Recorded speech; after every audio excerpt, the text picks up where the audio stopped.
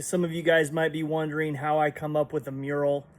What does the process look like? What tools do I use? I mean, how do I end with a mural that looks like this? How did I come up with this idea? What were the tools that I used? What did the customer ask for? I wanted to share some of this process with you. Hope you enjoy. So as you can see, the customer wanted the phrase play to win, Monopoly Man, and a graffiti style aesthetic. So I instantly began to create this piece in a program called Procreate. It's actually like $10 and then you're not online or anything. So I basically wrote out all these graffiti tags around this. The blue and the brown is kind of a picture that I had. So I drew all that stuff with the smiley face. Then I began to play with the idea of the Monopoly Man. I was originally going to have him holding a trophy, and I started messing around with play to win, like what that would look like in a circular form. I actually AI generated those Monopoly Men, which I actually never ended up even using these guys, but I thought I would tell you guys just so you know kind of a little bit of what the process is. I decided to go with the vintage style Monopoly Man in an illustrative form, just sketched out. Super cool, can't go wrong with that guy. I also played around with some different letters, as you can see. Play to win, that's more of a traditional graffiti style. Then I decided to go with a 3-point perspective style like this Ison block lettering here. I thought it would be a little bit easier to read and to see, and I thought it might be a little bit more interesting to look at with some depth there. So as you can see, I just layered over it. Play to looks kind of like it's going into a corner at the end of the Y and the beginning of the T. Then I did the win. So I put the Monopoly Man over the win and between the play to.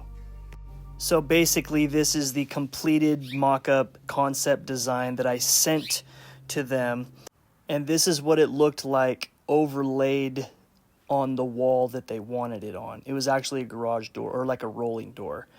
But however, there were some measurements that they sent me that weren't exactly correct, so I had to adjust. You can see the space under the door, but that was easily adjusted for. I just fixed it in the design and then incorporated it into the real wall. So basically this is the clubhouse / game room in this apartment complex, and that door is going to be painted over with the design. You might be wondering why there's so much plastic on here, because I will be using spray paint, and I didn't want to do a big old ventilation system through that door. Just gonna drop an entire piece down.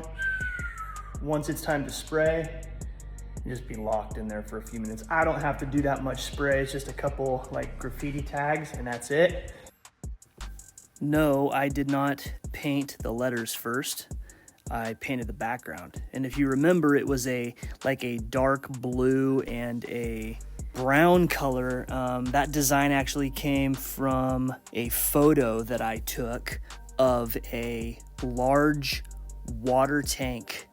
Here's the photo right here that had been painted 35 plus years ago. It was like a really cool turquoise color, but it had all kinds of rust in it and stuff. So I went ahead and used that as my background when I made the initial design.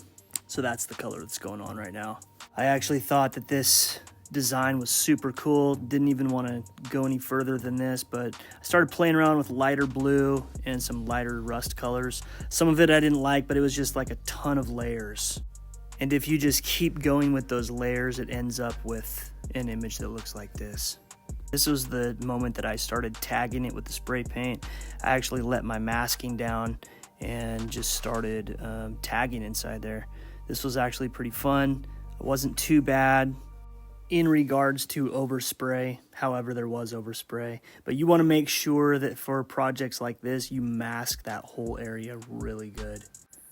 So basically here I am beginning to do the letters. You know, I have them outlined and then I start painting them, which is basically just that. It's just the somewhat tedious process of getting all of those flat colors on there and dialed in.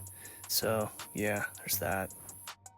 So on to painting the Monopoly Man. I started off with his hat, obviously, just did a white coat over everything so that I could see my lines real good. Then I went in with the shadows, started getting details. This is when it starts getting fun, actually. Yeah, doing his cuffs, his face, all the shadows, and his nose there, his mouth. His mustache, I thought doing actually the hat turned out pretty cool there.